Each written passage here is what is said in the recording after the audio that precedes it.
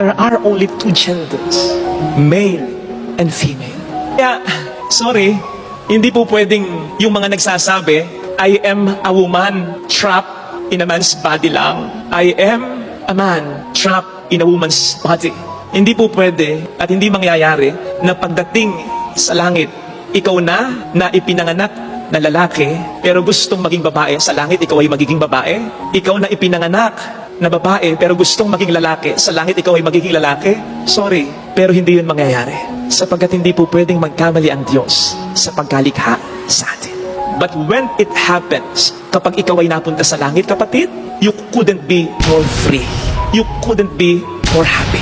Na sa langit, kung papaano ka ipinanganak dito, ganun ka pa rin. Kung papaano ang kasarian mong ipinanganak ka dito, ganun ka pa rin.